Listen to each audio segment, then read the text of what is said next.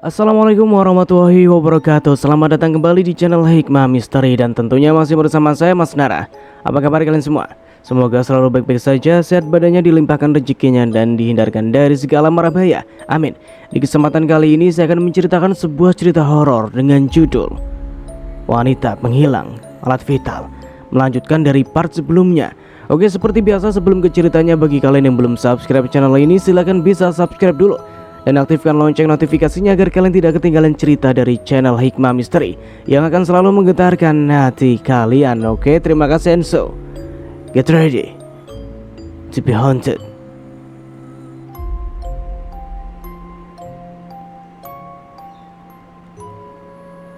Setibanya di dalam, benar saja ada sepiring mie goreng yang masih hangat beserta panci kotor bekas memasak mie di atas kompor. Semuanya itu memperkuat dugaan kalau sosok wanita misterius itu benar adanya, dan dia adalah manusia. Karena tak mungkin hantu makan mie goreng. Namun lagi-lagi kami semua tak menemukan keberadaannya. Mungkinkah ia bisa menembus tembok? Karena bagaimana caranya ia bisa kabur, padahal kami semua telah mengepung dia dari sebelum polisi datang dari semua pintu bahkan jendela. Kami semua terus berjaga di semua pintu, juga jendela, saat para polisi tengah menggeledah setiap sudut ruangan. Namun, hasilnya masih tetap nihil. Wanita misterius itu tak ada di setiap ruangan manapun yang telah digeledah polisi. Entah ilmu apa yang ia pakai sehingga begitu licin seperti belut. Polisi menemukan stok makanan beku, sayuran, makanan instan, bahkan bahan makanan lengkap dalam kulkas. Ini menunjukkan bahwa di rumah ini ada seseorang yang menghuni. Karena tak mungkin Kang Deddy menyetok makanan begitu banyak juga, sengaja memenuhi rumah ini dengan perabotan lengkap jika tak ada orang lain selain dirinya. Dalam kebingungan kami, tiba-tiba terdengar suara sepeda motor yang berhenti tepat di depan rumah ini. Para polisi langsung keluar dari rumah lalu menemui siapa yang datang. "Kalian semua sedang apa di rumah anak saya?" tanya seorang wanita renta yang rambutnya telah memutih semua. "Di rumah ini pernah terjadi penganiayaan, makanya rumah ini masih kami pantau. Karena kami menduga pemilik rumah sengaja menyembunyikan tersangka di dalam rumah," ucap polisi. "Anak saya tinggal sendirian di rumah ini dan sekarang ia telah kembali ke Kalimantan," jawab ibu itu.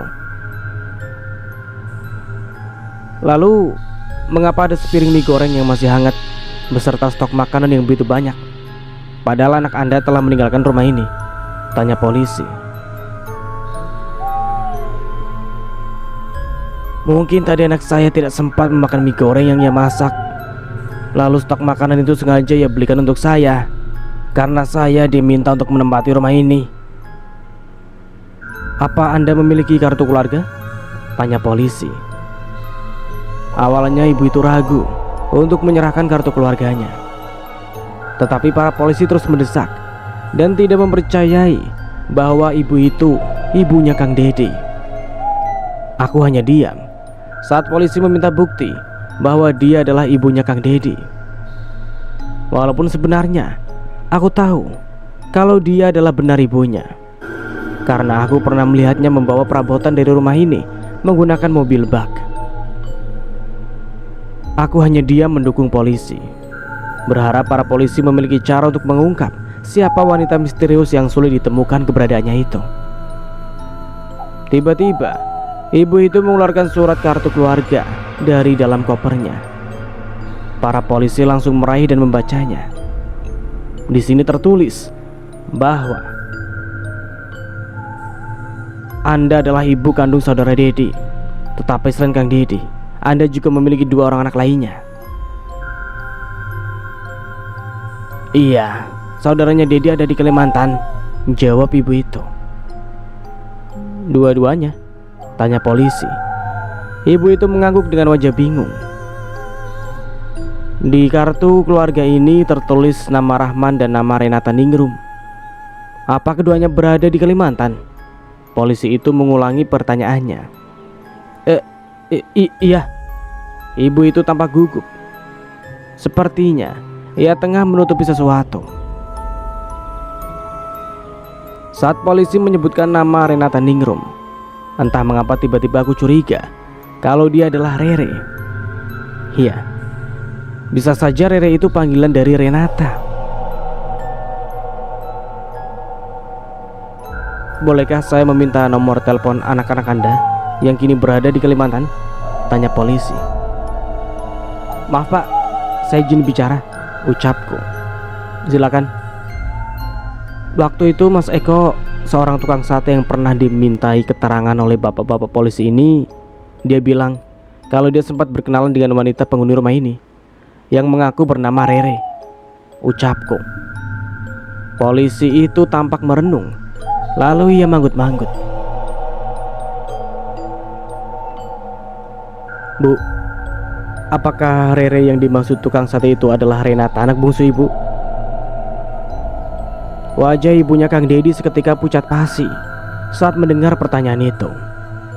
Namun, tiba-tiba ia menarik napas dalam-dalam, seolah berusaha tenang dalam kegugupannya. Iya, anak bungsu saya biasa disebut Rere, jawabannya sambil sesekali menarik nafas dalam-dalam.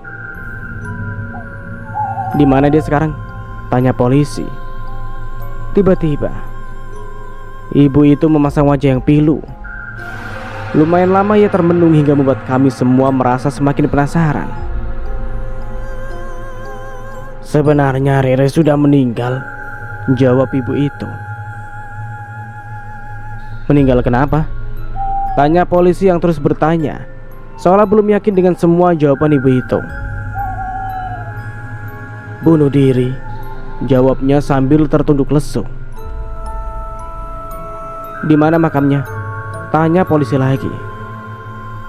Di desa tempat tinggal saya, jawabnya.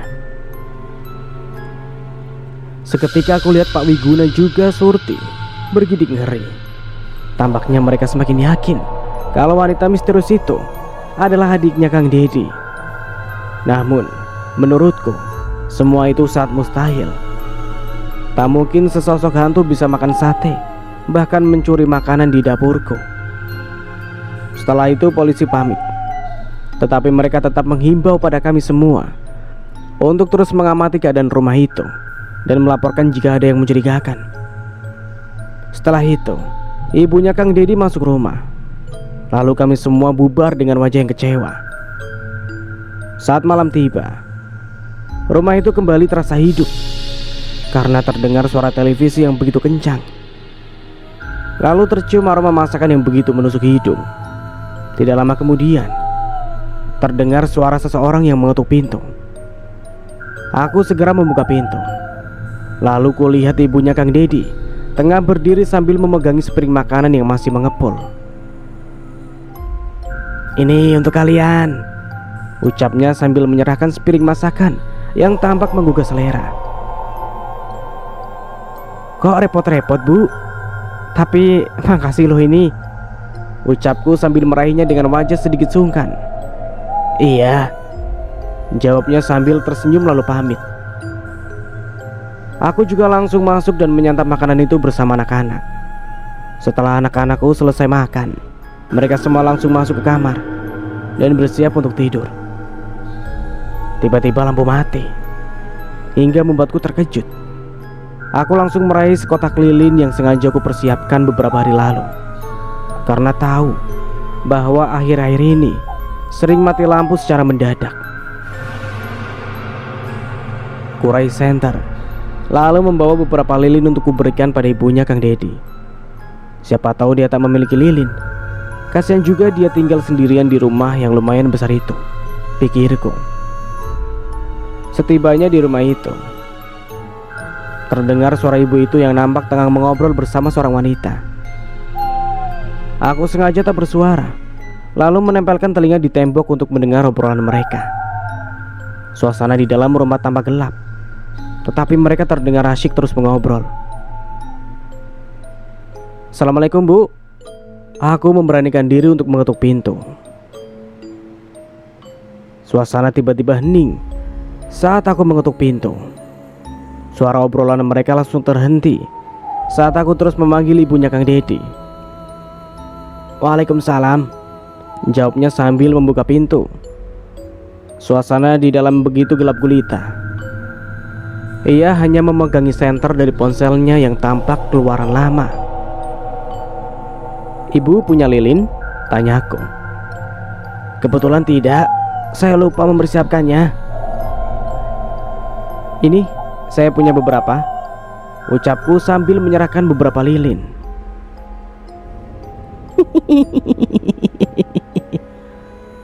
Tiba-tiba terdengar suara cekikikan dari dalam hingga membuatku terkejut. Siapa yang barusan tertawa, Bu? Tanyaku. Ia langsung menggeleng dan menatap heran kepada aku. Saya nggak dengar apa-apa tuh, jawabnya dengan santai.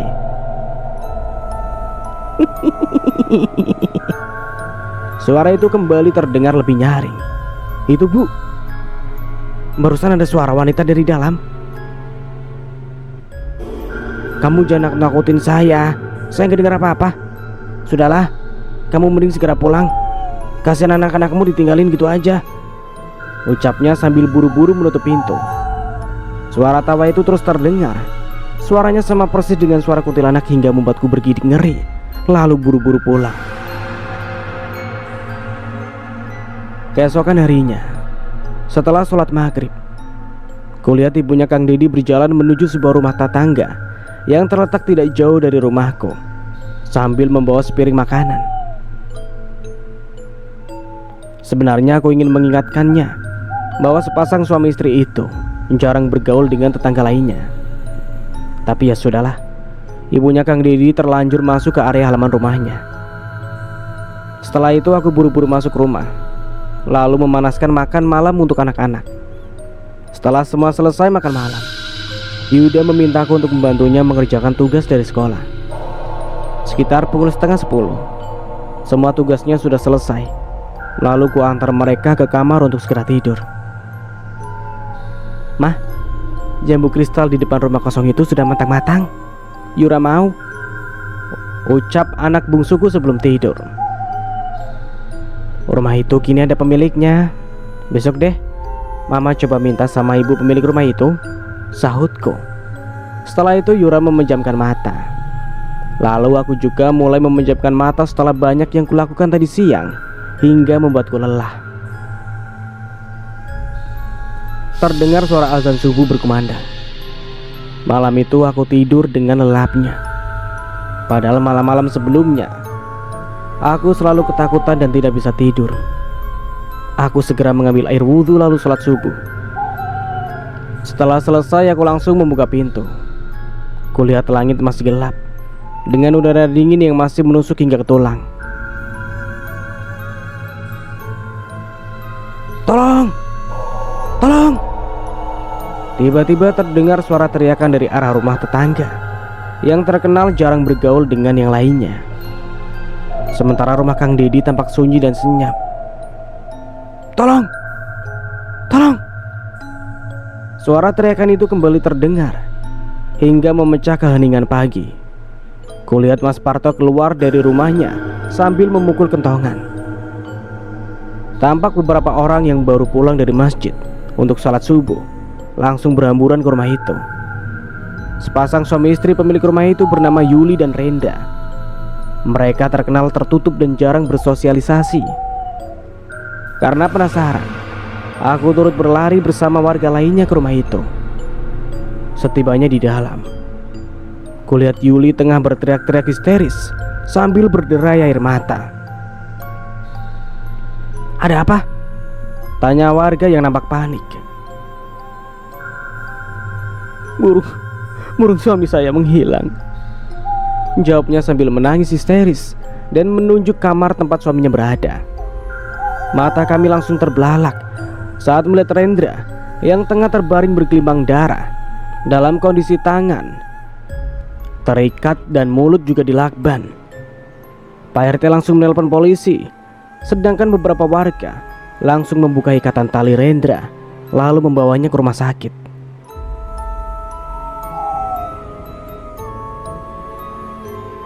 Mengapa semua ini bisa terjadi? Padahal kalian tidur satu kamar, tanya Pak Wiguna dengan tatapan tajam, seolah mencurigai Yuli yang melakukan semua ini. Saya juga tidak tahu, karena rasanya semalaman saya tidur begitu pulas. Lalu saat saya bangun, tiba-tiba saya terkejut saat melihat kondisi suaminya saya yang seperti tadi. Mengapa kamu tidak membuka ikatan dan lakban yang menutup mulut suamimu? Tanya Pak RT. Saya terlalu panik, jawab Yuli. Setelah itu, Pak RT menghimbau para warga untuk menjaga Yuli, karena ia malah mencurigainya yang telah menganiaya suaminya itu. Para warga lainnya juga menduga seperti itu, karena Yuli tampak pendiam dan misterius. Orang pendiam biasanya itu berjiwa psikopat, celetuk Bu Kokom. Untuk apa? Saya berteriak minta tolong hingga menghebohkan warga jika saya pelakunya, ucap Yuli sambil menangis histeris. Bisa saja kamu playing victim, celetuk Bu Kokom lagi. Wanita bermulut pedas itu memang selalu julid dan nyinyir pada siapapun. Saya mau ke rumah sakit untuk memastikan kondisi suami saya, ucap Yuli sambil berderai air mata. Kamu harus tetap di sini. Tenang saja, suamimu sudah ditemani orang tua juga saudaranya, jawab Pak RT. Yuli dan Rendra hanya tinggal berdua di rumah, tetapi orang tua juga saudara Rendra tinggal di masih satu kampung dengan kami. Beberapa waktu kemudian, polisi datang lalu memintai keterangan pada Yuli. Hampir semua warga yang tak turut ke rumah sakit saling berbisik membicarakan Yuli. Mereka menduga bahwa Yuli lah pelaku penganiayaan yang telah menghilangkan nyawa suamiku juga Parman.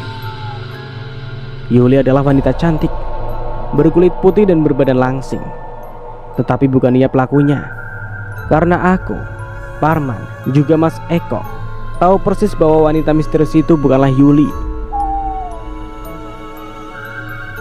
Rupanya dia kuntilanak pemakan burung itu. Hi, ucap beberapa warga sambil bergidik ngeri. Sumpah, bukan saya, teriak Yuli, lalu menangis meraung-raung di depan para polisi yang tengah memintai keterangan darinya. Coba ceritakan, bagaimana semuanya bisa terjadi, tanya polisi. Semalaman Bu Sukma mengantar makanan kepada kami. Lalu setelah memakan makanan itu, saya dan suami langsung mengantuk. Setelah itu kami langsung masuk ke kamar dan terlelap. Setelah itu kami tak tahu apa yang terjadi, hingga tadi subuh saat saya sadar, saya melihat suami saya telah bergelimang darah dengan kondisi tangan dan kaki yang terikat. Setelah itu, polisi langsung memanggil ibunya Kang Dedi untuk dimintai keterangan. Tiba-tiba ia menangis dengan wajah seolah teraniaya saat Yuli menuduhnya memasukkan sesuatu ke makanan mereka. Saya berani sumpah kalau makanan itu tidak saya campuri apa-apa, jawabnya dengan wajah pilu. Sebenarnya semalaman saya juga diberi pesmol ikan oleh Bu Sukma. Alhamdulillah kami tidak kenapa-napa. Surti tiba-tiba menyahut dan membela Bu Sukma, padahal kemarin ia sempat bilang kalau Bu Sukma itu misterius dan mencurigakan. Ikan pesmol memang menyebabkan tidur nyenyak, apalagi kalau dimakan dengan kangkung, sahut Pak RT. Iya, semalam Bu Sukma mengantar pesmol ikan dan tumis kangkung pada kami. Iya benar, jawab Yuli, lalu kembali menangisi nasib suaminya. Saya juga makan pesmol ikan dan kangkung, tapi nggak kenapa-napa. Surti kembali menyahut hingga suasana menjadi gaduh. Tangkap saja dia, Pak. Pasti dia pelaku penyebab hilangnya burung suami Mirna, Parman, juga suaminya, ucap Pak Yanto, suami Bu Kokom. Menurut saya, kalau yang menganiaya suami juga Parman bukan Yuli. Soalnya saya tahu wajah wanita misterius itu. Tetapi kalau kasus Rendra, saya nggak tahu, ucapku. Setelah polisi dan Yuli pergi ke rumah sakit untuk melihat kondisi Rendra, sedangkan aku juga warga lainnya langsung bubar dan menunggu kabar selanjutnya. Selain Yuli, Bu Sukma juga dibawa polisi untuk dimintai keterangan. Saat pukul 1:30 siang, kulihat ambulans berhenti tepat di depan rumah Yuli. Aku segera ke sana untuk memastikan semuanya. Kulihat kedua orang tua Rendra keluar dari ambulans sambil menangis meraung-raung. Tiba-tiba, petugas mengeluarkan tubuh Rendra yang telah ditutupi kain. Innalillahi wa inna ilaihi raji'un. Rupanya Rendra tidak tertolong dan pulang dalam keadaan tak bernyawa. Semua tampak bersedih dengan kasus tragis itu. Kenapa Rendra bisa menjadi korban? Sebenarnya apa hubungan Rendra dengan wanita misterius itu? Sementara itu, Yuli malah dijadikan tersangka oleh kedua orang tua Rendra. Mereka tampak mengamuk pada Yuli dan meminta polisi untuk menangkapnya. Aku melihat gurat kepedihan di wajah Yuli saat ia ditetapkan sebagai tersangka. Karena ternyata di tubuh Rendra ditemukan sidik jari Yuli, sedangkan Bu Sukma dibiarkan pulang dan dinyatakan tidak bersalah karena di tubuh Rendra tak ada sidik jarinya. Bagaikan habis jatuh tertimpa tangga, Yuli harus mendekam di dalam penjara setelah polisi menemukan sidik jarinya di tubuh Rendra. Padahal aku yakin kalau pelakunya bukan dia, tetapi wanita misterius itu. Karena cara ia membunuh sama persis dengan yang ia lakukan pada suamiku dan Parman. Aku harus mencari tahu mengapa ia sampai mencelakai Rendra hingga menghilangkan nyawanya, bahkan menyebabkan Yuli harus menanggung akibat dari yang ia lakukan. Saya yakin pelakunya bukan Yuli, Pak, tapi wanita misterius itu. Semua yang kami lakukan berdasarkan bukti dari sidik jari, ucap polisi hingga membuatku kecewa. Yuli memang pendiam dan jarang bergaul, tetapi aku yakin ia tak sejahat orang pikir. Aku bisa merasakan betapa beratnya jadi Yuli. Harus kehilangan suami yang sangat ia cintai, lalu harus mendapat hukuman dari perbuatan yang tidak ia lakukan. Keesokan harinya, kulihat tukang sayur sudah berani mangkal di depan rumahku. Padahal biasanya ia takut dekat-dekat dengan rumah kosong depan rumahku itu. Sejak rumor bahwa Yuli adalah wanita misterius yang menghilangkan burung beberapa lelaki, kini banyak orang tak takut lagi untuk berlalu lalang di depan rumahnya Kang Dedi. Kulihat ibunya Kang Dedi keluar rumah untuk ikut memilah-milah sayuran. Aku, Surti dan ibu-ibu lainnya mengelilingi tukang sayur itu sambil mengobrol. Entah mengapa aku merasa ada mata yang memperhatikan kami saat kami asyik ngerumpi sambil sesekali bercanda tawa. "Bawang merah berapa, Mang?" tanya Surti. 15.000 seperapat, jawab lelaki bertubuh ceking itu sambil asyik memakan pisang dagangannya. "Malamat," saut Surti dengan bibir yang dimonyongkan. "Semuanya naik, cuma celana Mas Parto yang turun tiap malam." Goda Mang Diman sambil tertawa terbahak-bahak. "Ngomong sekali lagi, nanti burungmu ku sate," ucap Surti disambut gelak tawa ibu-ibu. Sedangkan Mang Diman tampak ngeri lalu cengengesan. Tiba-tiba terlihat seorang gadis kecil yang usianya seumuran Yuda. "Mang, beli tahu dan sayur sop," ucapnya sambil menyodorkan selembar uang. Gadis itu bernama Siti. Di usianya yang baru 12 tahun, ia harus mengerjakan tugas ibu rumah tangga seperti beres-beres rumah, mencuci pakaian, memasak, dan mengurus adiknya yang berusia 5 tahun. Ia tinggal bersama ayah tirinya yang setiap harinya hanya ongkang-ongkang kaki, sedangkan ibunya bekerja di luar negeri menjadi TKW. Hari itu, kulihat ada yang aneh dengan cara berjalan Siti saat ia belanja sayuran. Cara ia berjalan tampak mengangkang, seperti memakai diapres tebal. "Siti, kamu baik-baik saja kan? Wajahmu terlihat sangat pucat," tanyaku. Siti hanya menundukkan wajahnya, tetapi aku sempat melihat matanya yang tampak berkaca-kaca. "Siti!" Tiba-tiba ayah sambungnya itu berteriak memanggil hingga ia tampak ketakutan, lalu berlari meninggalkan kami yang masih memilih sayuran. "Kasihan anak itu, masih kecil tapi tanggung jawabnya sudah banyak," ucap Surti. "Iya, setiap pagi ia bangun subuh untuk membuat sarapan dan menyiapkan keperluan adiknya. Lalu setelah itu ia baru bisa berangkat sekolah," ucap Bu Titi. Di saat semua orang tengah membicarakan Siti, ibunya Kang Dedi hanya diam dan tak ikut-ikutan menyaut. Saat malam semakin larut, tiba-tiba terdengar rintik hujan disertai angin yang berhembus, membawa udara dingin yang menusuk tulang. Kulihat jarum jam menunjuk ke angka 11 malam. Tiba-tiba terdengar suara tangis wanita yang begitu menyayat hati. Aku langsung menutup tubuhku dengan selimut, sedangkan semua anak-anakku sudah terlelap. Suara tangis wanita itu terus menjauh. Lalu tiba-tiba terdengar suara lolongan anjing yang tampak mengikuti wanita itu. Suasana tiba-tiba hening dan mencekam. Aku langsung memejamkan mata sambil terus kemat-kamit melafalkan doa apa saja yang kuhafal. Keesokan harinya, tiba-tiba terlihat banyak orang berjalan dengan tergesa-gesa. "Mau pada kemana, Bu Kokom?" tanyaku. "Itu si Burhan katanya ditemukan tewas dengan cara yang mengenaskan," sahut wanita berambut keriting itu. Aku segera menggendong anak bungsuku, sedangkan anakku yang lainnya sudah berangkat ke sekolah. Kulihat rumah bercat ungu itu dipenuhi banyak orang. Sayup-sayup terdengar suara tangis Siti yang begitu menyayat hati.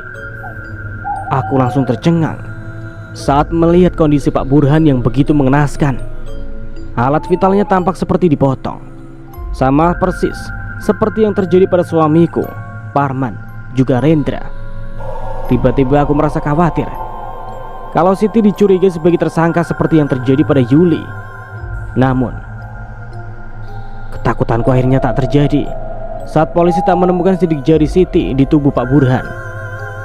Kematian Pak Burhan telah membuat kampung kembali geger.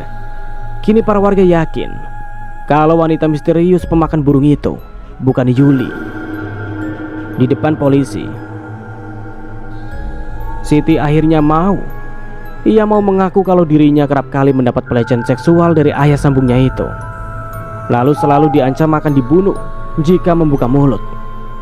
Lalu malam itu, ada seorang wanita cantik yang menyuruh Siti memasukkan obat ke minuman ayah tirinya itu. Siti langsung menurut setelah wanita itu bilang kalau Burhan tak akan lagi mengganggu Siti jika diberi obat tadi.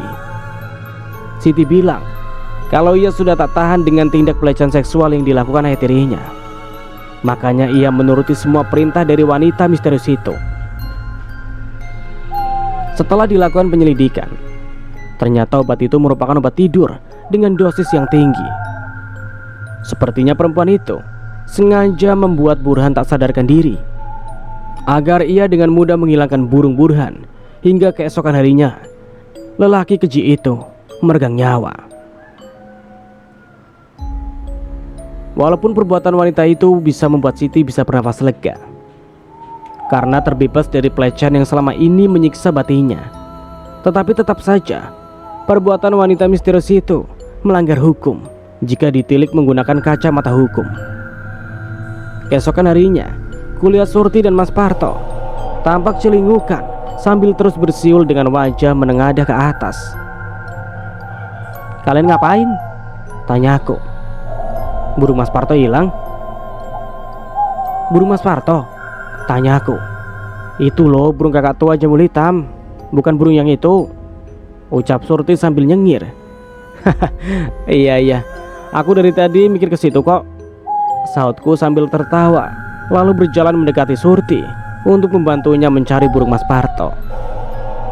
Tiba-tiba aku teringat ucapan Bu Saudah, ibunya Kang Dedi. Ia sempat bercerita kalau ketiga anaknya penyuka burung.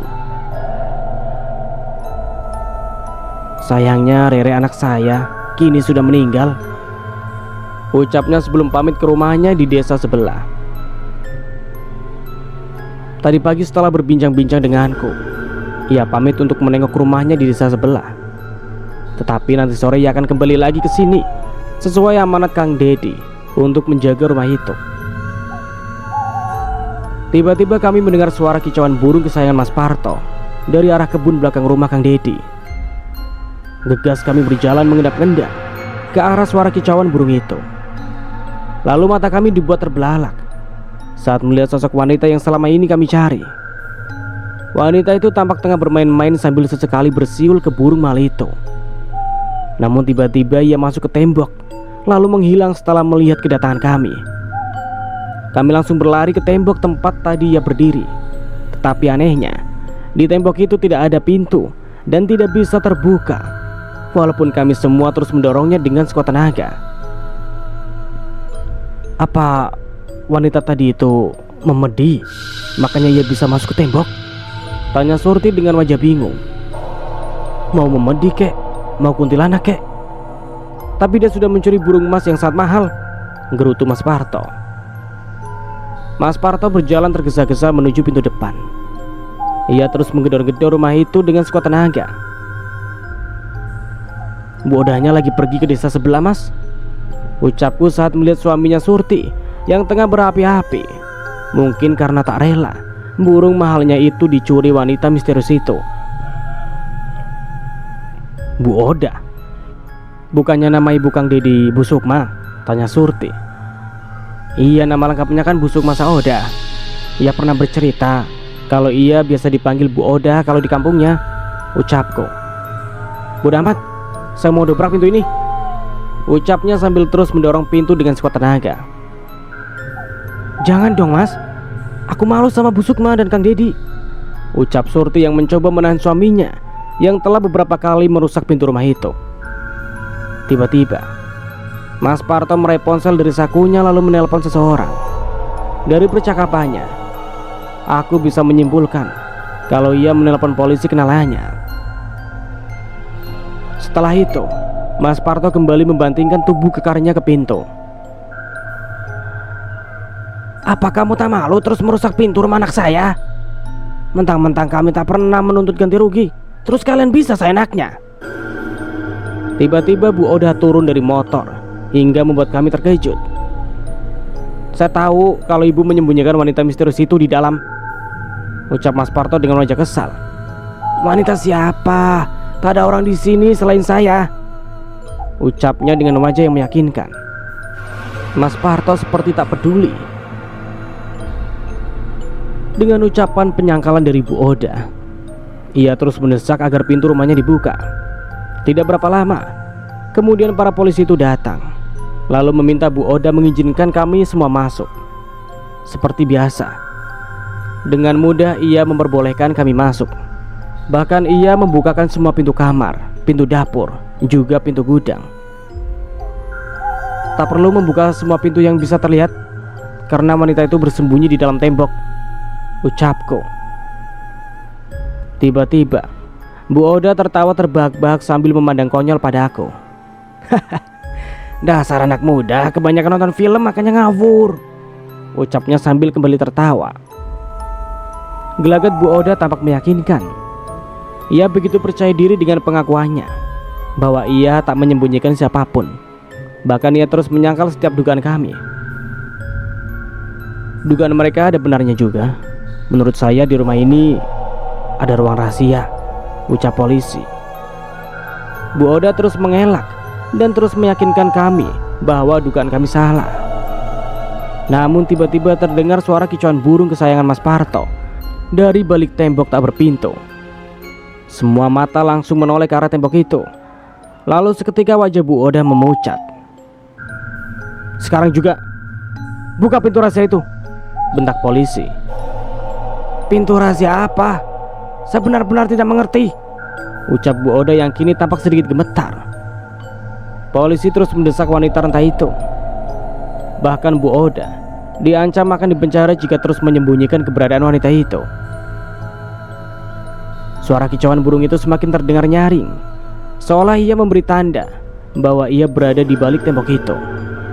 Namun tiba-tiba kicauannya tak lagi terdengar hingga membuat Mas Parto tampak semakin panik. "Bu, cepat buka pintunya sebelum burung saya diapa-apakan sama wanita misterius itu," ucap Mas Parto sambil menguncang-uncangkan pundak Bu Oda. "Tidak sopan kamu," bentak wanita rentah itu sambil mengempaskan tangan Mas Parto. "Lebih baik Anda tunjukkan ruang rahasia itu, atau kami terpaksa melakukan kekerasan," ancam polisi sambil menggenggam pergelangan tangannya yang telah keriput.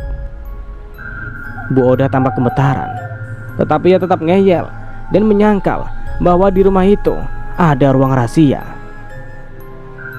"Kami terpaksa menahan Anda," bentak polisi. Sret! Tiba-tiba tembok tadi terbuka hingga kami semua tercengang.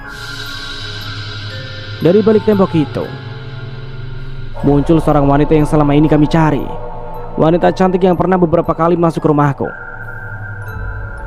"Jangan mengganggu ibuku, jangan mengganggu ibuku," ucap wanita itu sambil mengacungkan pisau yang masih bercucuran darah ke arah kami hingga kami semua terbelalak. Dia wanita misterius itu," ucapku sambil menunjuknya. "Jangan menunjuk wajahku." Ia tampak membulatkan matanya, lalu menatapku sambil mengacungkan pisau pada aku.